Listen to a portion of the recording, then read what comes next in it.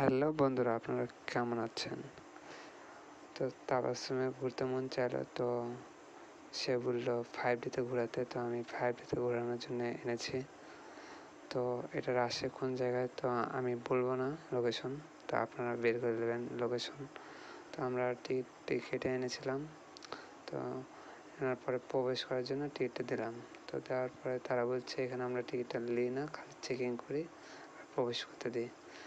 তো টিকিট দিয়ে দিল হাতে, দেওয়ার পরে আমাদেরকে বলে দিল যে 5Dতে টিকিটটি জমা নেবে। তো চেকিংয়ের পর আমরা সামনের দিকে এগিয়ে যাচ্ছি। যাওয়ার পরে অনেক কিছু দেখতে পাচ্ছি, এখানে ফুড কর্নার আছে, তো ফুড জুস আইটেম অনেক। তো এখানে অনেক ছবি তোলার জায়গা আছে, এমনকি রেস্টুরেন্টও আছে জায়গায় জায়গায়। ভিতরে ঘোরার জন্য অনেক জায়গা আছে।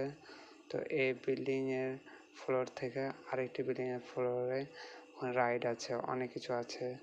তো আমরা এখানে টিকিটে জমা দিলাম। জমা দেওয়ার পরে আমাদেরকে 2টি চশমা দেওয়া হলো। তো চশমাগুলো কোনো দাগ নয়, ফ্রেশই ছিল। তো আমরা আবার 5Dর দিকে এগিয়ে গেলাম।